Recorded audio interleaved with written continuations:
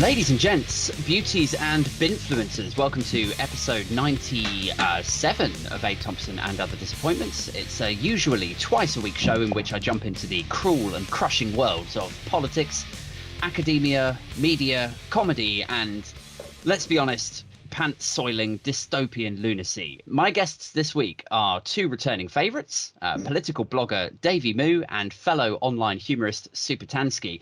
Tan and Davie, welcome back to this latest work event / cake ambush / celebratory soiree. Thank you so much for joining me, and I hope we've all got wine and cheese to tuck into, or at least some American pale ale. How the fuck is it going, Tan? Ups and downs, Aid. Ups and downs. I'm really glad that the Mail and the Tories are having a really shit week. Although I'm a bit concerned about the fact that it doesn't feel like Johnson's actually resigned, which is a worry. But apart from that, good. Good. And yourself, Davey? How are you doing? I am all gravy on the train. Thank you very much. It's very interesting. I noticed that you asked whether we had wine and cheese, but what do you think this is? A party? It's a fucking work event, Ed. What's wrong with you? It feels a bit worky, a little bit party-ish for us. It's been a good week, right? Yeah, I would say so. It's been interesting. I don't know. It's like I hate to get all like neggy on it, but it's just so weird, you know. Like this is like the first step I've been waiting for such a long time to see that monumental blancmange-faced twat fall, and it just feels like I was left wanting. You know, I wanted his resignation speech to be like, I will burn this country to the ground before you drag me out of Parliament. And instead it was like, yeah, I did some really good stuff, and anyway, I might resign, but I don't know. Anyway, look over there, bye. And I was like, well, this is weird.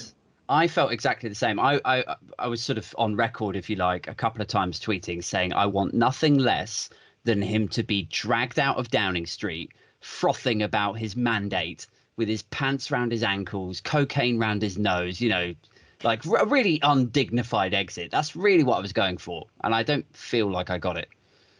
I don't know. It was pretty undignified. He actually like held a siege for a while. Like he was talking about how, what was it, blood on the hands. He was going all Caesar, wasn't he? Is it Caesar? I think it is Caesar. Yeah, and he's got form as well, right? Like he said, you'll need a tank division to get me out of number 10. And then, yeah, you're right. The other day, the Sun headline was, you have to dip your hands in blood. That's it. Something, which didn't even really like. Maybe I'm missing some sort of Shakespearean reference or something, but didn't make an awful lot of sense to me. I was like, who the fuck is dipping their hands in blood to then escort him? Like, why would you do that? How does that make sense? Am I missing something? It was just really surreal, the whole thing. I mean, he was sitting there like with a furniture fort. like just people were coming in going, 59 people, God. And the thing that really shook me, because I was actually in Westminster when this happened, and we were getting it through on our phones, because obviously we can't get in there, was the fact that he sacked Gove for disloyalty, but he's let Class A drug users, literal nonces, alleged rapists.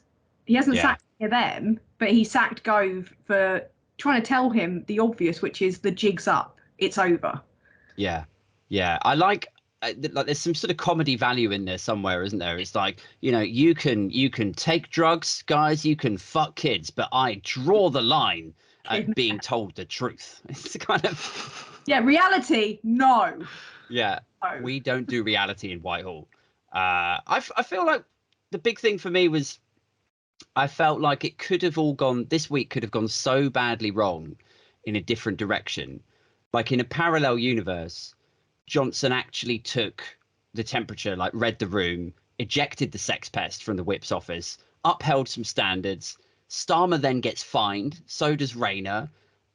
Both of them are forced to resign. Labour are just chaos then. Just the worst of all outcomes, left, right and centre. Creed announced that they're reforming and going on tour. It could have been that bad this week, but it turned out pretty good, right? Davey, how are you feeling at the end of the week? I am good. It's just there's been so many points this week where, and I'm not even joking, I've just burst into hysterical laughter at just the absolute obscenity of it all. There's a video on my phone which I've posted on social media where where Larry the cat goes to the door of number 10 and the person behind the door like opens the door for the cat to come in, and the cat just stands there looking at him, and I'm just like, the cat is the government. Like, yeah, he was the only one that seemed willing to just, you know, go by normal business. And then my favourite part of it for me had to be watching the select committee with Boris Johnson in, because just some of the stuff he was coming out with. There was one point, I can't remember who it was.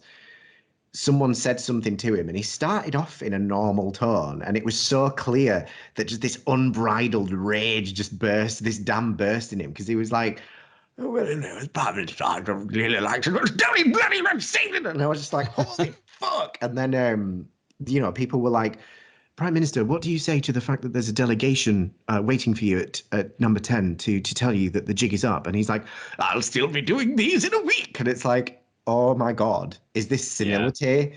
Is it rampant drug use? Or is it just that Boris Johnson can't accept that, like, despite all of the evidence of his life so far, he's fucking shit and everyone hates him? Yeah, I mean, the hope that I was clinging on to around that point, when it looked like he might have gone, you know, fully crazy, fully Trump. The thing I kept going back to was, well, hang on a second. This is a guy who thought he was going to run for the leadership back in the day, and then Gove knifed him in the back, right? And in that instance, he appeared to at least kind of take it semi-graciously. He was like, I've concluded that person cannot be me, was what he said. And then he, exit stage left and then cracked on. So I kept sort of thinking, if he's still the same guy now as he was in, when was that? 2015? Something like that. Then, maybe there's some hope that he won't go fully batshit. But I don't know. The reaction from the right-wing hacks, though, in the last couple of days has been fucking amazing. Like, that's been the best bit. Like, I literally, with excitement, I went onto tomorrow's newspapers last night, and I was just in hysterics. Like, so they had like honestly, it could not have been better. The newspaper is the abused wife crying at Boris's front door, going, "Please, please don't do this to me. I promise I'll be better." And Boris Johnson's just like, "No, the jig is up." And the British public's the fucking hedgehog in the garden, like snuffling for food. Like, it's just fucking insane. The papers today, the Mail, I mean, it is just unbelievable. It just shows just how much Dacre wants that peerage, man. It just shows, doesn't it? Well, it's also control as well, right? Like, they've had control. They've had a grip on messaging to the public and the ability to contort and distort information to the public to shape the consensus and keep that Tory support going. They've had that for so long, and now they're in a situation where, like, what was that poll today? Like, Labour, like, is it 40, 41 points? 41. And the Tories have sunk down to like 28 or something. Yeah. So they've lost control, and they are publicly soiling themselves, and it's fucking amazing. I'm here to bathe in their sorrow. Yeah, it's always a good week when the Daily Mail are losing out. But the worrying thing is they've been flip-flopping backwards and forwards over the last couple of weeks, because the big boss of the Mail was, like, I think, realizing that the public support wasn't there for Johnson anymore, and he was wanting to flip back. And then you've got Dacre, the editor, who's like gunning for that peerage. Yeah. Kind of thing out really. So it's like the Mail is having like an emotional breakdown, which is always a good thing. So one day it's just like, he can cling on, and then the next day it's like, what have you done? Yeah. Yeah, you're right. There's a real sort of to and fro to it now, isn't there? Because you're right. There were reports a few days ago that Lord Rothermere, or the how do you pronounce it? The Viscount Rothermere? Wanker. Thank you, Davey. Thanks. Espot. Yeah. That he was unhappy, yes, with the direction that the Mail had taken, and that they were basically falling out of sync with the public consensus, the public's perception of the Conservative Party as is. And so it was his direction, rumoured, that he had said to Dacre, you need to start bashing the government a bit more, get people back on side with us. Now, I think that lasted like a day. And since then, they've still been, I mean, today was a fucking textbook example of the Mail frothing their support for Boris Johnson. The day after the guy's forced to resign for, we don't need to go through his litany of literal crimes, dishonesties, corruptions, and so on. And the day after the guy resigns, the Mail is like, do they even realize what they've done? Like talking to us like we're children, like, you silly little sods. For me, some of the most frightening stuff is some of the things that the loyalists to Johnson have said. Andrea Jenkins was walking past a bunch of people being vox popped, and she said, The person who laughs last, laughs the loudest, wait and see, and then flipped off a crowd. Mm. I mean, and then she'll be whining the next day about receiving threats, and it's just like, well, I mean, breaks, Andrea. I mean, to be fair, like people have to because there was I can't remember. I think it was Camilla Tominey a couple of weeks ago was like doing this really spooky kind of like loving for Priti Patel, talking about, well, does she deserve the abuse that she gets? And it's like, well, people need to have an outlet. Like they are doing things that are objectively like wrong and illegal. And people have a right. The only way that people can't wait for 2 or however many years it is until they get to the ballot to express themselves. People have a right to express themselves if they're doing terrible things. Obviously, I don't condone death threats, etc. But they were saying, oh, is it justified, the abuse that Patel gets? And it's like, well, she's putting through racist policy. People are gonna, not be happy about that, are they? I don't think people should threaten to kill her. Obviously, that's wrong. But people have a right to, as our friend Scott says, call her the Wicked Witch of Westminster and hold her accountable for what she's doing. I mean, there has to be some kind of recourse, but there isn't any way for the public to kind of really express themselves towards MPs. MPs don't do surgeries often. I don't think Patel ever does a surgery unless she's harvesting organs from refugees. But it's just and what Andrea Jenkins did was just disgusting. Like the contempt that they have is just obvious, isn't it? I suppose a generous interpretation of that would be, Jenkins on her way into number 10 at a very sensitive time for her party. I'm playing devil's advocate here. Oh, literally. Yeah. She's walking past people who are literally screaming, "You're fucking scum," or "I hope you die." And then the cameras, what they catch is her turning around and reacting to it and flipping people off. And so now we're talking about it as though she's the aggressor. She's the worst person in the world. When in actual fact, to be fair, in my lesser moments, I might behave or react in that way. I'm not saying it's right, but, it's possible that there's some context to it. People were saying that all they were doing was booing her.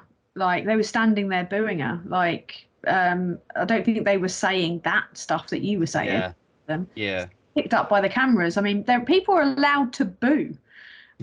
Like people have a right to express themselves, and for God's sake, I mean, they're trying to take away every other way of expressing disdain via protest, via like authoritarian laws. The least they do is take their punishment in the form of a boo. I mean, yes. Isn't this the people as well that spend all their entire fucking lives saying that everyone's too woke and that you should be able to say whatever you want, but the second they get booed by a crowd because they're doing things that they don't like keeping a despot in place, suddenly this is too far. Like, well, even have sort of cake and eat it. More specifically, you could look at the hypocrisy of how many of the cabinet ministers or how many of Team Johnson more broadly were absolutely pro booing when it was the England team taking the knee. They were like, well, we think you've got a right, free speech, you can boo whoever you like. Meanwhile, flash forward a few months later, it's like, don't boo me, I'll boo you. Yeah, I know, it's ludicrous. Yeah, they don't like it up them. No, they're all for free speech when it's like, talk radio or GB News, or you can't say anything anymore. But the second that it's criticism or scrutiny of the government, then suddenly it's like, well, I don't know, maybe protest has gone too far, guys. This is why the whole free speech argument bugs me, because I just wish that people would come clean. And the fact is, we both do it on both sides. Yes, I want to censor people from saying things that might really offend me as a gay guy. Yes, I want that to be a thing. But you can't be like, should be able to say whatever you want. Oh, Boris Johnson's a cunt. Put him in prison for disloyalty to the country. Hello. Crime, though. Yeah. What you're talking about, hate, what people throw at you are hate crimes, like not legitimate criticism. Precisely. That's an important point that doesn't really get raised so much. Is it's really easy for for somebody in my position, say like a straight white home counties guy, to think that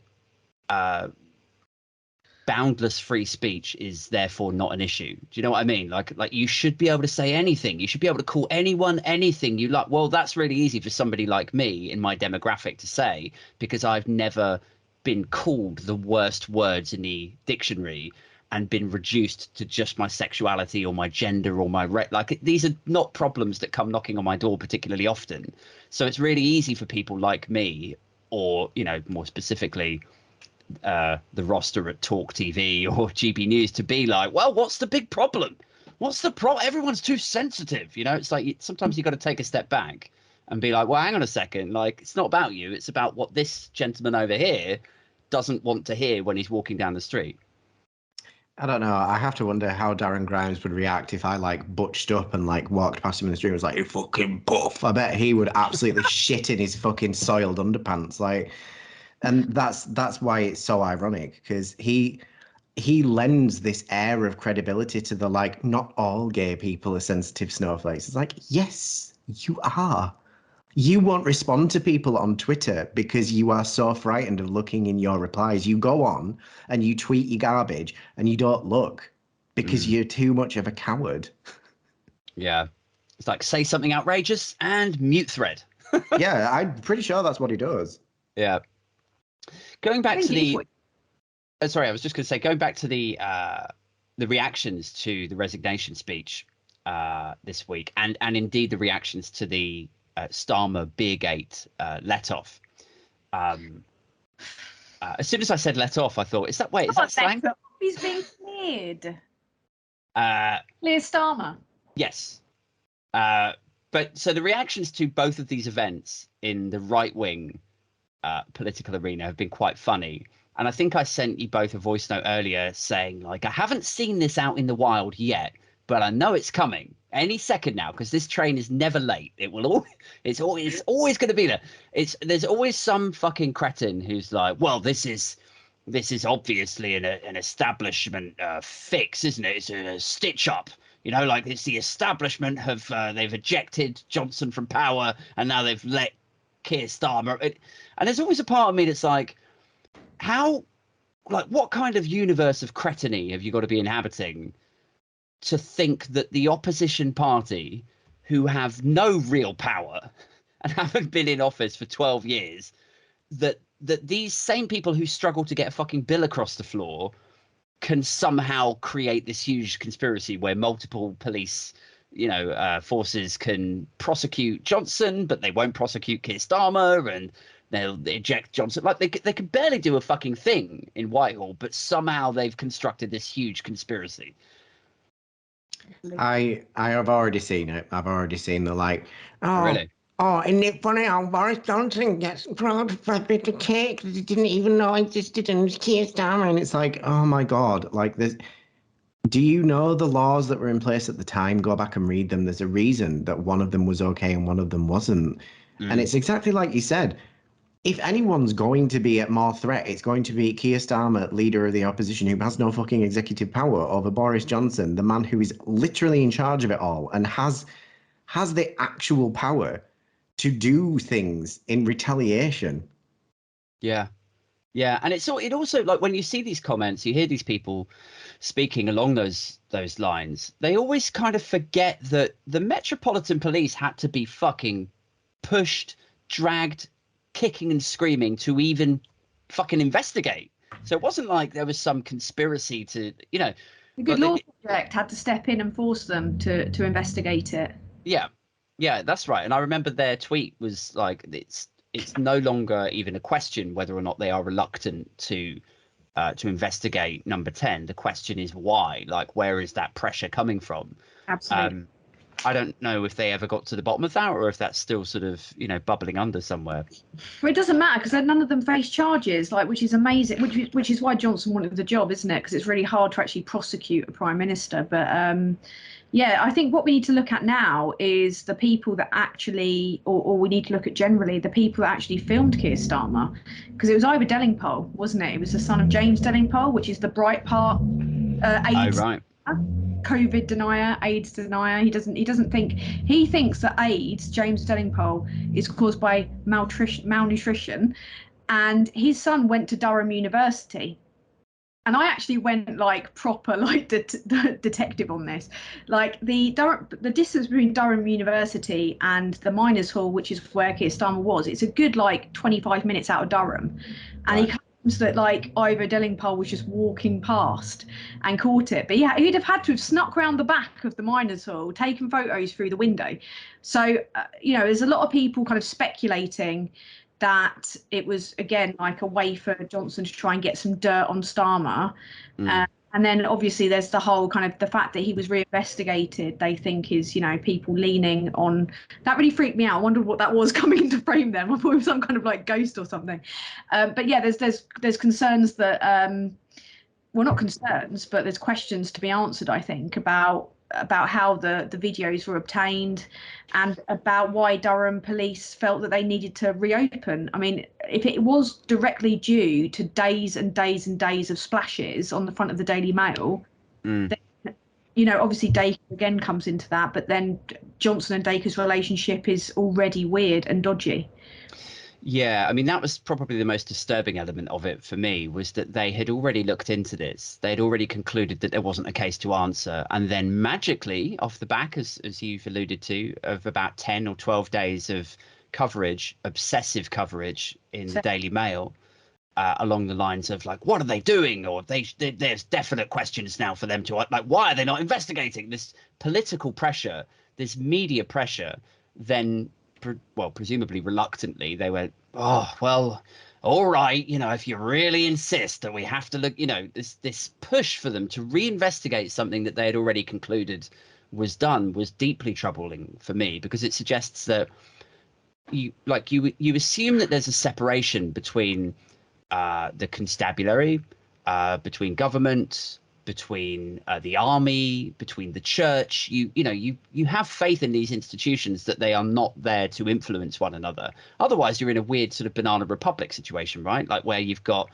a bishop telling the army guy to overthrow the government, or like it would be much more comfortable. I know that's a bit of a weird example, but you get what I'm talking about, right? When you start to blur the institutional lines, you get into very shady territory, and it's uncomfortable for me to consider the possibility that the British media and the government colluded to push a police force to start investigating the opposition. Like, that is kind of fucked. There's no way that they didn't. That's exactly what happened. And to deny that the media is corrupt and complicit is to completely ignore the evidence of your eyes and ears of the last God knows how many years. It's been so plain to see. But my favorite thing is when it falls flat on its face, because like I don't know if you guys just saw, I was like trying so hard not to laugh like audibly, because all of this put me in mind of that tweet that Tom Howard put out where it was like, exclusive. Here is Sue Gray using this the karaoke machine like years before the pandemic, and I was like, exclusive, woman sings like before COVID. Yeah. Oh, it was crazy. Yeah, that was just, I mean, the guy thought that he was really slam dunking that, didn't he? Bless him. But no, Dacre's a real problem. And I think the thing is with Dacre, he didn't actually like have anyone that he could leech off like Johnson before. I think people like May, Cameron, I don't think they was open to being corrupted as Johnson. And Johnson in return has done what Dacre wants, slashed the civil service, lambasted the BBC, took really alarming action on immigration. And then there's the whole Ofcom thing. Yeah. Which Dacre got away with only because the lobbyists with strong Tory connections were actually in charge of the recruitment process, and it wasn't transparent. So, and now he's like gunning for his peerage. So it's a dark. It does appear that there's been some sort of gentleman's agreement between Dacre and Johnson. And you're right. I know a little bit about the Ofcom process. So he applied for the role, or was encouraged to apply for the role. And in the recruitment process, he was deemed to be an unsuitable candidate. And then I think they pushed him back into the recruitment process again, sort of insisting, like, no, you should take a second look at Paul. He's a stand-up guy, lovely guy. And it still didn't come through. So now, as a sort of second prize, or like runner-up prize to that, he's obsessed about this peerage. And in return for these sort of favours, as you've said, he's given Johnson a fairly easy ride. Like, there's been a couple of, hiccups there. I think we tapped into the Rothermere relationship earlier, where he's put pressure on them to be a bit more critical. But yeah, I mean, there's the bungs, isn't there? The bungs for billionaires scandal, which Cummings exposed and Byline Times reported, which, when you look into it, is pretty shocking. I mean, it got to the point where it was almost like there was like ads, or it was almost like the copy was in some cases quite literally written, I think, by the government. So it's like ads looking like articles and stuff. It was really messy, and then it was dressed up as COVID relief. Yeah, and it's kind of a testament to how corrupt, how just morally bankrupt the Johnson administration is and have been, that scandals like that would have sunk any other administration have kind of paled into insignificance. Like, I think of that, like paying off newspapers for positive coverage is pretty abhorrent in a democracy. There's that, and then the other one that's kind of disappeared off into the distance is the one where they said that the Whip's office were threatening constituency MPs that they would withdraw funding for key like hospitals, schools, like local projects. They would withdraw funding from their constituencies if they didn't back Johnson in whatever scandal he was in that way. Like, that is fucking gross. That is like, hey, how about you don't get a new A&E this year? How about a bunch of people unnecessarily die in your constituency? Oh, what's that? Oh, so you are going to support John? Oh, wicked. Okay, knew that we could count on you. You know what I mean? There's a reciprocal nature there, though, because if you ask me, it goes two ways. I made that video the other day, and it's not hyperbole. I don't think that Boris Johnson hired Creepy McCreeperson by accident or forgot that he was a sex perv. I think Boris Johnson hires people with dirty ledgers that are compromised. Like, well, I don't need to whip you because you don't agree with me, or well, how about I just tell everyone that you're a fucking pervert then? Like, that's, the Whip's office exists to say you have to do this or you will face consequences. But that's because they're supposed to convince you of the argument. They're supposed to say, at worst, you must vote this way or you will lose your seat. You must do it. That's not what Boris Johnson's ever been playing. Boris Johnson's game has always been, do what I fucking say, or I'm going to make your life miserable. He's been running the government like the worst pastiche of mafiadom you've ever seen for far too long now. And if we're going to talk about, the relationship between the government, this government, and the Daily Mail, let's not forget that headline that I saw the other day, and I've been talking about obsessively since. It was November 2019, and the Daily Mail ran a headline that said, stand down Nigel, and it was encouraging Nigel Farage's Brexit party to stand down 317 MPs so that they could strategically funnel all of those votes into the Conservatives, so the Conservatives would get this massive mandate that they love to talk about, sweep in, commit the suicide of Brexit. This has been going on for a very long time, and it isn't being addressed. So at what point do we stop making asides to it and say there is a corruptive influence that flows both ways between the government and the press? Yeah. With Johnson, it's got to a whole new level, and it's interesting what you say about Pincher. I completely agree, because then you look at the spreadsheets that the Whips are supposed to use. There's that spreadsheet that's gone around, hasn't it, with certain members of Parliament fornicating with a certain interestingly coiffed wig wearing member of Parliament that's allegedly inappropriate, allegedly in taxis with alleged journalists, allegedly. Oh, wow. And does this sort of that up on the other day on Twitter? And the alleged MP with the alleged mad hair went mental about it. Yeah.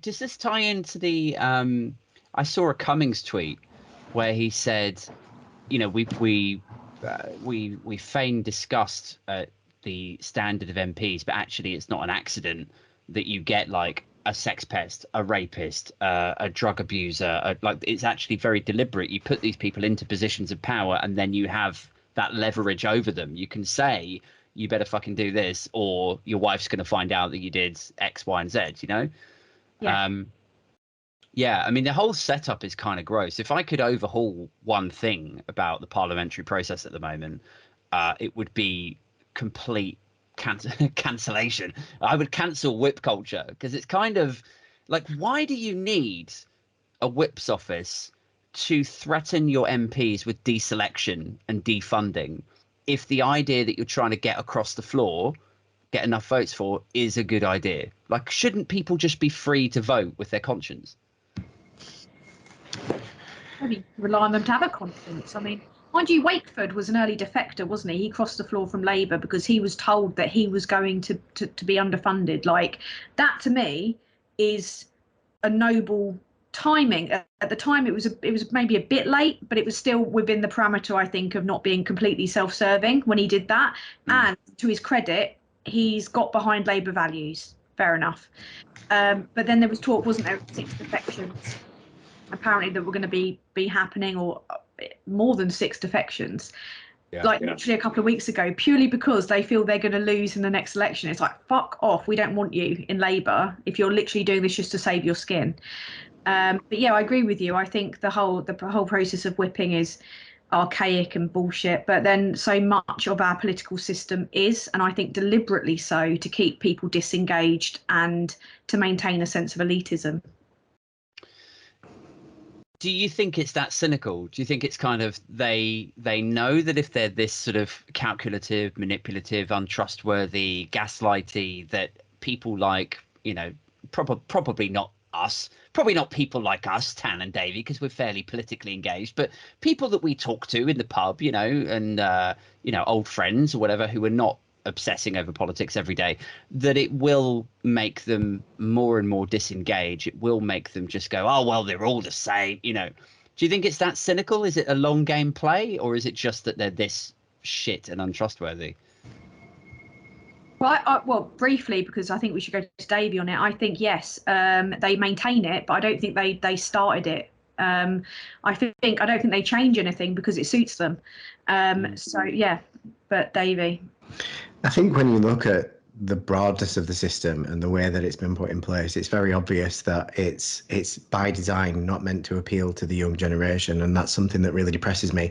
I'm 34, and this weird change in my life has like crept up on me through social media, where suddenly literally tens of thousands of younger people are following me and listening to me talk about politics all the time, and I feel I owe them a massive debt of gratitude to listen to this miserable 34-year-old fucker who lives in the centre of Leeds talk about politics, because it makes me feel like I'm doing something good for them. You know, I'm never going to have kids because it just doesn't interest me, and I'm gay, so it's not like it can happen accidentally. And when it comes to looking at the system of politics, it's been kept this sort of gentlemanly, you know, I'm going to talk to you through that person sat there on this big leather seat, and we're in this big, like, fucking 500-year-old building that used to be a palace. And we don't need that. You know, like Sam Bright has written a book that's on my coffee table, and I've not read it yet, Sam, I'm sorry, which is all about decentralizing power from London. And it's not just that we need to decentralize power from London, because London, it doesn't need to be the center of everything for the UK. We need to decentralize politics and power from London, because there's a whole fucking set of countries out there that rely on politics, that should have a say, that should have representation, that should be where this stuff happens. It should not be the capital just because it's the capital. Washington, DC is great, but what would be wrong with politics happening in New York? What would be wrong with politics happening in another city? Same here. What would wrong with it being in Manchester or Leeds or Birmingham or Glasgow? Like, not that that's going to happen because the Tories have completely fucked everything with Scotland, but it's unfair to maintain this. Politics changes as things grow. You know, being me would have been illegal 50 years ago or 60 years ago now. And that's not the case anymore.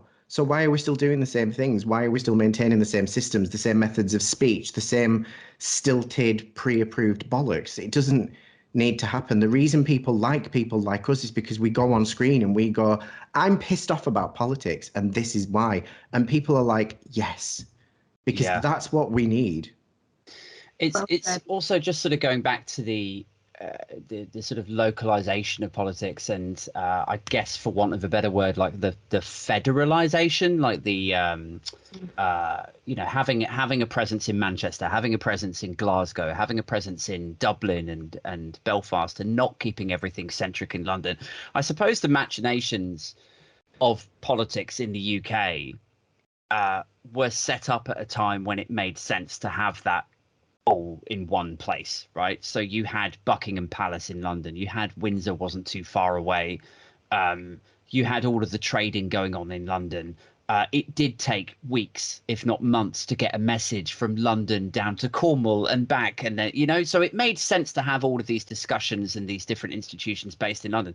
We don't fucking live in that world anymore. Like, you can email someone or text or, WhatsApp or whatever and get the answers to your questions in a second. There's absolutely no logical, physical reason why you couldn't start to spread out the responsibility a little bit and have people who are actually like going to be affected by the decisions that you're making for their area, for their families, their school, their constituency, why they can't have some sort of say in that. I get historically, traditionally, why that may have been difficult, but just in the same way as traditionally it would have been difficult to do online voting, right? But now we live in a world where actually it would be more secure. You could do it instantly. You could get results immediately. Like, there's no real reason why we can't move things forward. And so it's true of, like parliamentary processes of setting up different presences across the UK, and indeed of like online voting and stuff. Tan, was there anything that you wanted to add to that before I jump on to my my third and final question for you both? Briefly, yeah. I think what you're saying maintains the class divide. It also maintains the divide of kind of funding to different constituencies, because the home counties is seen as kind of traditionally Tory. That's where the power is kept. And if you just look at how the North are treated in terms of infrastructure, in terms of funding generally, in terms of levelling up funding, I think it maintains that power and class structure massively. And I really agree with what you both say, especially what Davey was saying, because I think what we need is a progressive long-termist strategy to deal with the problems that we have. And we need to step way out of the parameters of what we're in, and we need to start thinking out the box in terms of ideas. And that's what I would look for in the opposition parties, is to give us really progressive strategies that look after, not to coin an older phrase, but the many, not the few, essentially. That's what we need. But yeah, I think it is quite deliberately clung onto, because the Tories are conservatives, but the thing I think they only conserve is their own power. Yeah, I think you're right. I mean, I think so. Speaking as a parent, when we've looked at property prices in the southeast, right? So something as fundamental as schools and housing, you look at the cost of housing in the southeast and you think to yourself, okay, well, we don't need to live in the southeast. I can work from home. My girlfriend can do what she does from remotely as well. Push comes to shove, we could probably make a move up to the Midlands. We'd get a slightly nicer house. We'd send our kids to school up there. And then you start looking at the schools, and it's like, I've never been to a school in the Midlands or up north or in Scotland or whatever. And it's possible that the metrics that they use to measure the performance of these things is entirely skewed in favor of the class system itself, right? But it is interesting that when you start researching the top 50 schools in the UK, as we did, we were just driving around one Sunday looking at places that we could move to that were like 100 miles away, 200 miles away. And all of the top 50 schools are all in and around like Surrey, Hampshire, Berkshire, Buckinghamshire, and it like I stand to benefit from this stuff, but because of where we are, right? Like, we could stay here and send our kids to a nice school, but it angers me because it's like what the fuck? Like, how is it so hard to just apportion some funding and send some well regulated, like well qualified, like different, like to send the resources that obviously make these schools down here up to this standard? How can it be so difficult to allocate that same funding up north? But that's why I always say that this is like the rot started a long time before Boris Johnson or before this iteration of the Conservative Party, because if you pile funding into schools and you make sure that there's the right amount of teacher per pupil, then those children will grow up and they'll be more intelligent. So they'll grow up and they'll have better jobs. And then there's more reason to invest in the infrastructure around the area, because the people grow up and they're going to be able to take higher jobs and they're going to be able to bring more money back to the economy. So you then take that money and you pile it back into the schools. And lo and behold, more children come out and they're more successful and blah, blah, blah. this is a system that maintains itself, and it's why, like I've been talking to you guys about this the last few weeks in particular. I'm becoming more radical in my politics as I grow older. Everyone always said I'd swing more right, and it's not true. I'm becoming further and further leftist because as I see these archaic structures being maintained, and I see the schools that already do well being given loads of money, and the schools that are doing shit having their funding cut because as punishment, it's punitive for the children who are already suffering because they're in crowded classrooms and because they suffer from dyslexia and they're not being given the aids that help children with dyslexia, and they're going to go on to do, like menial jobs when they're capable of more, but they're not being given the help. And there's nothing wrong with a menial job. But I've met people, some of our friends, like I've got a friend who's got a PhD who's got quite severe ADHD. She's super, super smart, and she's managed to get where she is, and I'm so jealous. I think I have, and I think it's the reason why I have, all I do all day is I write stuff in a planner because I forget everything, because I can't get help, because my GP is underfunded, because no one picked it up in school, because the school was underfunded. My old school, according to what I've heard, my old school during the day switches the lights off in the corridor because it can't afford its own lighting bill because it's been so vastly underfunded. Mm. Yeah, and there was a few stories like that, wasn't there? Like 2 or 3 years ago, there was schools writing to parents asking them if they could like bring in toilet roll. I think I read one time, like how have we got here? Well, Tories, like just I know we're supposed to be moving on from this, but what you said was so important because the private versus state school funding, like, is like crazy during the rule of the Conservatives, and it gives that illusion. They've got this whole illusion of work hard, you'll get where you're going. This illusion of meritocracy, and the reason they deliberately underfund Labour councils, they deliberately underfund areas that are not Conservative. So if you look at the levelling up funding and how that's been allocated, which they're not transparent about how that's handed out, like the lobbying for that. You look at people like Sajid Javid's constituency, Raab's constituency, Matt Hancock's home counties, not far from me actually. They're getting, like, Sunak's constituency, objectively rich areas, getting loads of money to level up. And you look at the North, completely cut out of it. In fact, deliberately underfunded over many years, and they were already reeling from austerity. Yeah. So it's a deliberate decision to do this, and they do it. Oh shit. Oh. Sorry. I just had someone trying to call me. Ridiculous. Someone was trying to call me. Am I back? Yeah. No, you're fine. Yeah. Oh, so they do this. They do this deliberately to try and, just to try and to maintain their votes, essentially, to keep happy Tory voters. Sorry if I fucked that up a little bit there. No, it's fine. It's a good point to raise. I mean, it's quite the swindle, isn't it, to come out of austerity, to defund these areas, leave them decrepit, leave them starved of things like NHS walk-in centres, and then to sort of market that as, oh, well, you've got a Labour council, so that's what you get. And then, lo and behold, like the 2019 election comes along, it's like, well, vote Tories and it could all be different for you, and we'll get Brexit done. And then they get Boris Johnson in, he starts talking about levelling up. Nothing fucking happens. No improvements are made. Meanwhile, I mean, to even say like levelling up when we're talking about some of these constituencies in like Surrey is almost like a sick joke, isn't it? It's like, we're going to level up Surrey Heath. Oh, fucking really? Wonderful. Well, I mean, the phrase itself is fucking ridiculous. Leveling, like, what happened? Like I say, we have this like archaic language that we talk in Parliament. Oh, the honourable gentleman, blah, blah, blah. Oh, we're going to level up the country. Are you kidding? That's the sort of shit that I say when I'm gaming with online friends. What the fuck is that all about? It's pathetic. And the reason that it's that stupid, because I read some reports around the time that levelling up funds and all that was announced, is because it's all Boris Johnson's fucking brainchild. He came up with levelling up and was like, it's a masterstroke to describe it as levelling up. Fuck off. Yeah, it sort of speaks to this whole idea of, sort of Cummings, Johnsonian attempt to take like zeitgeist or Generation Z marketing and then wrap it around politics to make it a little bit more, it's like when you hear an interview with an MP and they use some like, millennial slang or something. There's always a part of you that's like, ugh, Don't fucking say that.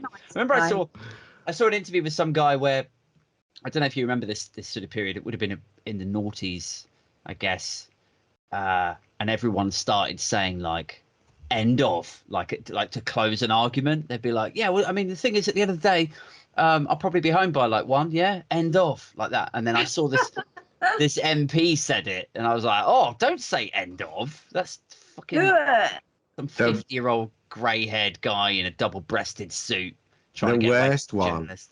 The worst one for that was that fucking. Have you guys ever seen that Matt Hancock interview when he's talking about music? It's so funny. Has he got the roll neck? Oh no. He's not wearing a roll neck, no, but he's listening to like grime or something, and he's like, yeah, it's like really cool. I really like this. And I was like, this literally makes me want to be sick.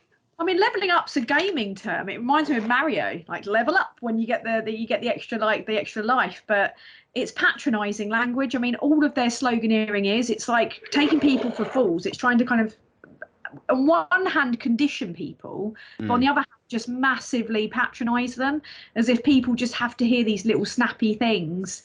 And it's based on lies. I mean, the Tory manifesto is a massive lie. Well, yeah, and it sort of like taps into this whole thing that I've it's a horse that I've beaten to death, if you like, but it's like the superficiality of the current Conservative Party is truly eye-watering. It's it's style over substance every time.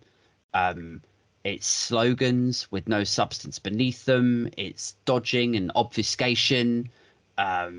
And yeah, like things like leveling up are no exception to that. It's like, well, yes, let's tell them that the new initiative is called leveling up, and then when they ask to actually see some substance or stats to it, or to back it up with some sort of facts and figures, it's like, oh, don't worry about that. Yeah. Exactly. Yeah, and also playing on the prejudices of people, like generating these culture wars because they think that, if we start fires amongst each other, we're not going to be looking at what they're doing, which worked for a while, but not anymore. They've fallen off that horse. But did you see the thing about Steve Baker today, talking about when he seizes power? Yeah. I've been trying to think of a really good way to describe Steve Baker, but it's really hard. The only way I can think of to describe him is that guy in the local pub that thinks he's like a hit with the ladies, even though he's like well past it, and he's trying to be trendy, desperately trying to be trendy, and he's just such a weird guy. Yeah. Weird as hell. Have you seen the picture of him? I think it's from a couple of years ago, where he's got like the neck, the little like Mettler's neck. I used it earlier for a video, I think. It's like, as soon as I saw it, I was like, oh, you're one of those dudes. Right, I get it. He was wearing it the other day, just top button undone to show it off, to show it off. I was like, oh my God. Which is always, that's always like the sort of funny thing, isn't it? It's like, you're not necessarily a prick for wearing that kind of Mettler necklace when you're 45 years old. It doesn't damn you to prickery, but to wear it and then to open up your top button and show it off like it's some sort of,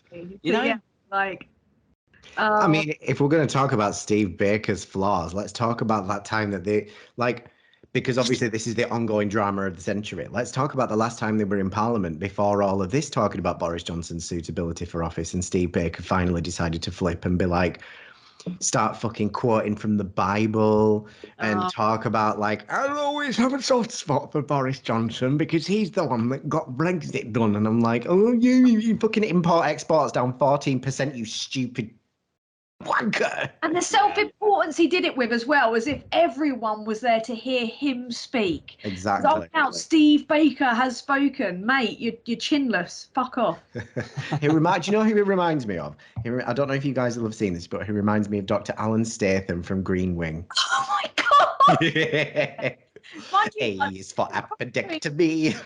I see him as a sort of, I don't know, Roland Rat on fentanyl. That's kind of his vibe. I don't know, Roland Rat funded by a fracking organisation on fentanyl. But this is the frightening thing, though. He is running for leadership. I know. Oh, he's got the charisma of of a dead rat that's been left in a drawer in a church. But there's something so tragic. It's like his wife woke up that morning, kissed him on the cheek, and went like, "I think you should go for it, Steve. I think you should do it." You know, like Now, he's her hero, and yeah, it's crazy. I could just like, I'm waiting for the campaign video. Hi, I'm Steve Baker, and I like Brexit and nothing else. You should elect me as Prime Minister because insert reason to vote for me here. well, Like, he likes fracking. He likes Brexit and he likes fracking. But somebody did I forget the guy's name now. I read his thread on Twitter. And he did a little sort of deep dive on him, and he was like, well, why is Steve Baker so obsessed with fracking? Well, let's take a little look into it. And there was some funding connection, obviously, between Steve Baker, this fracking organization, and the fracking organization had been presented with further information to suggest that actually there wasn't sufficient gas reserves under the United Kingdom to frack to substitute the natural gas that we're now short of, hence the cost of living crisis. They were saying, this chap on Twitter was saying, so the question is, why are these fracking organizations so keen to frack in the UK if it's not going to solve the problems? And he concluded at the end of this thread, he was like, the reason is it's not going to solve the problem, but what it will do is it will make about 5 or 6 board members of this fracking conglomerate incredibly rich. Like, it will make, if we cut the red tape and we open up all of these areas for drilling and fracking, nobody will get any cheaper bills. That is just a given. But what it will do is it will yield like 20%, 30% returns. It will turn a few people into billionaires. And Steve Baker is leading the charge on making that happen. I was like, oh, well, fucking colour me shocked. the most frustrating thing. Sorry, go on, you, because I've talked a lot. One. No, I'll be very brief. But it's just like Brexit with Crispin O'Day. And he was a part of the Vote Leave. He was like one of the people that were funding Vote Leave. He made ridiculous amounts of money the day the pound crashed after, very closely linked with Jacob Rees-Mogg's companies. I think they should not be allowed to have these separate interests. I was revisiting Geoffrey Cox doing my video about Dacre today, and that's what got Geordie Greig fired from the Daily Mail. They say it wasn't the case, that Dacre came back in, but so yeah, like I don't think they should be allowed to have these separate interests. They shouldn't be allowed to have second jobs or to profit from their political decisions. That should just be a given, and that's why we need a written constitution. Yeah. I mean, I think you're right. I think it's when you think of, say, your job, my job, Davey's job. How would our bosses react if we approached them and we said, yeah, I hope you don't mind, but I'm going to take a second job on? They'll probably be like, what, you mean like a bar job on the weekend? We'd be like, no, it's sort of loosely related actually to some of the people that I'm going to meet through this job. So there's a definite overlap, a definite conflict of interest, but conflict of interest.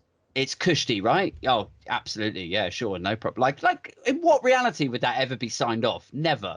So why do we accept that in the realm of public office, where standards are supposed to be traditionally so much higher, like to get a job in public office is supposed to keep your sheets whiter than white, right? Like you're supposed to be like making our laws, you know? Like yeah.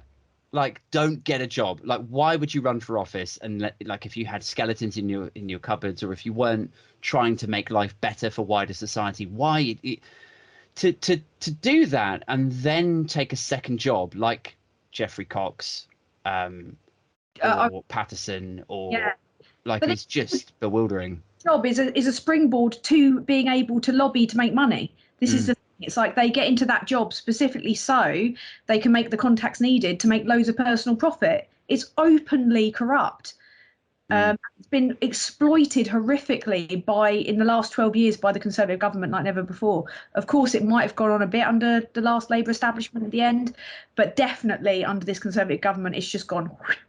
Yeah, I agree. think one of the weirdest things that we just like, and I don't know why this hasn't come out in the press or like just amongst the public, because there's a lot of people that work for energy companies, right? And everybody across the nation, including me, is angry at their energy company right now because what the fuck? I was paying £32 a month energy because I, was always at work and all of that. And it just keeps going up and up and up and up and up and up and up, like insane numbers. So I've been pissed off with my energy company. But if you actually follow the trail, do finish the thought, if you look, it's not the energy companies that are the issue. It's the people that are extracting the energy, who are gouging the energy companies. And yes, before anyone contravenes me, I know that a huge part of this is because of the war in Ukraine and Putin completely fucking cutting us off. But at the same time as well, this was happening before the war in Ukraine. Those companies who extract the energy and sell it, those who wholesale it, they're the ones that keep bolstering the prices and making it more expensive because they know that we will pay because we need it. So at what point do we look and go, right, that company extract and they're lobbying the Conservative government? That's why the government won't lay down the law. And that's why, like, in the nicest way I can say this, you can have all the problems in the world that you want with Labour, but as long as Labour aren't beholden to those energy companies, I'm desperate for a Labour government, because if they don't come in the next few years, I can't afford my energy prices and I will end up homeless. A lot of people will. Yeah. And it's probably worth also mentioning that I think when a Conservative government take $1 million from an energy company, people kind of like, people on the left will go, well, they're fucking corrupt. Well, obviously they're taking money from the energy company and now we're not going to see any pushback on the energy companies.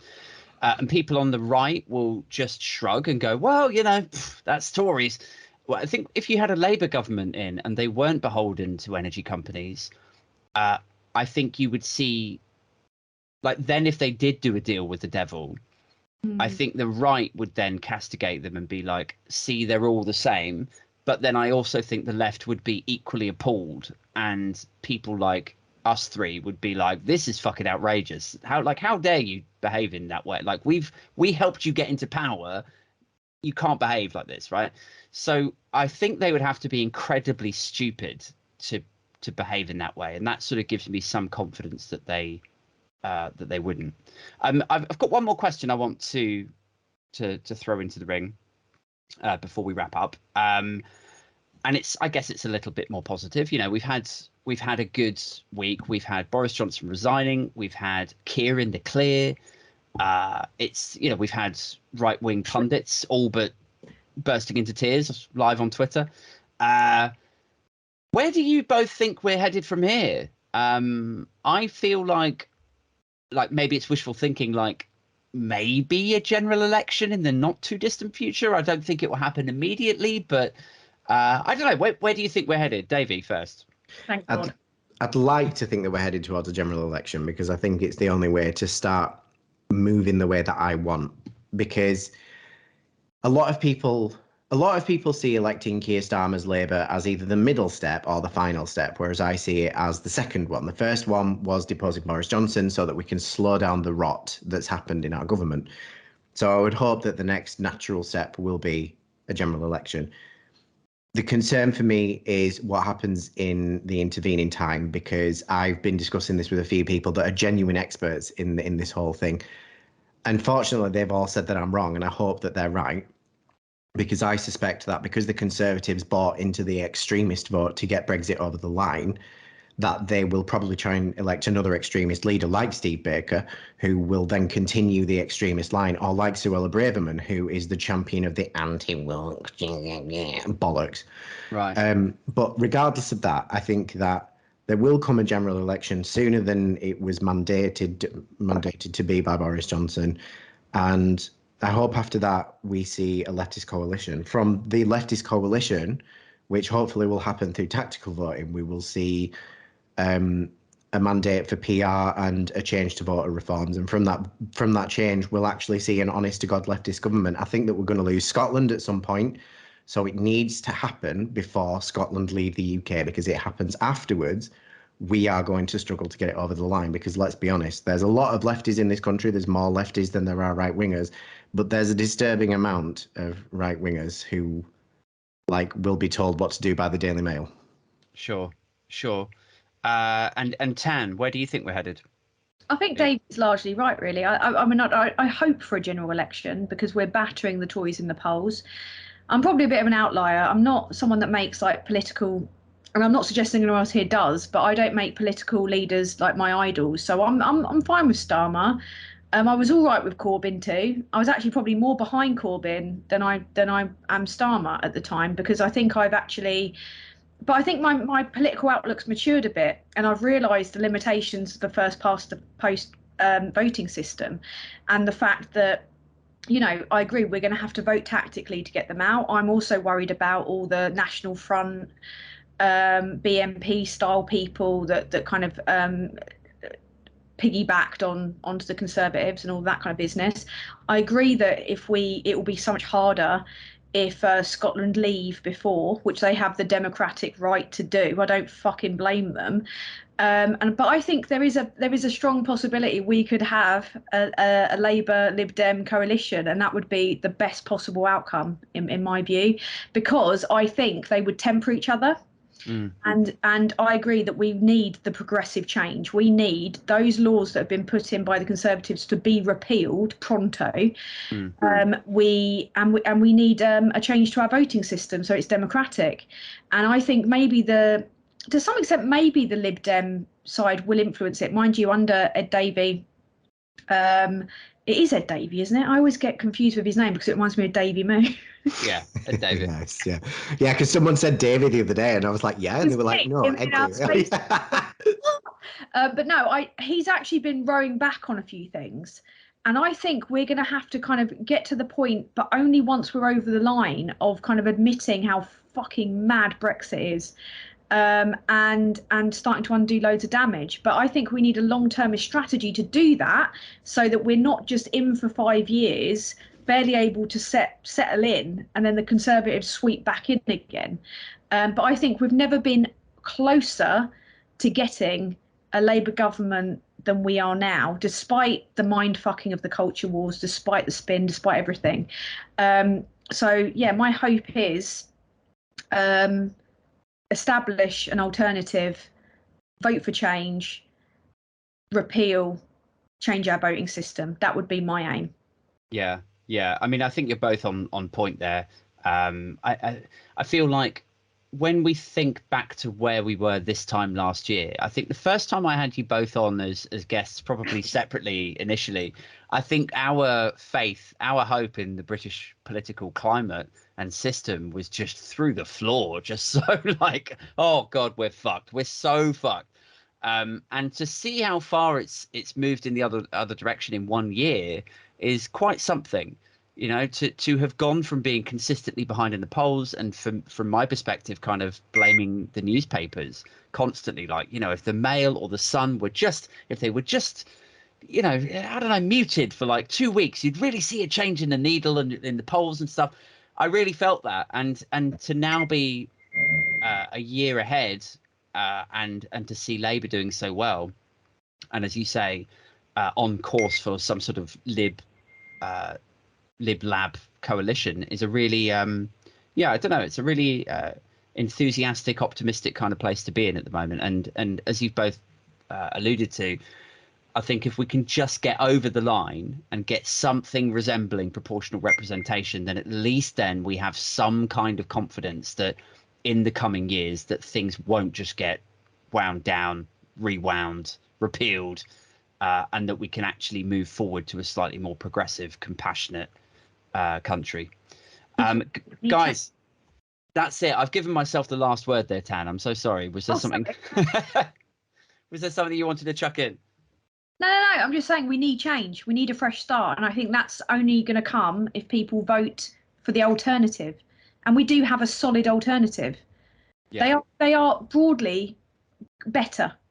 Yes, I agree. I mean, it's one of the great ironies of people who I've engaged with on the right, where in what, like 1 minute they're always like, Britain's the best country in the world. I love Britain. Like no other country's as good as Britain. And then you're just like, well, I don't know, could be a bit better if we just did this. And then they're like, no, we could never do that. We're too shit. You know what I mean? Like, but that's the one thing. That's the one thing, the one message that we have to continue to push to the people that we hate and the people that agree with us.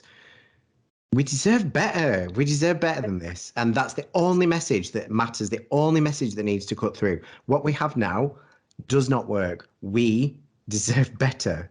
Yeah. Leave the abusive relationship of the Conservatives. Yes. Go to the kindly warm arms of the alternative.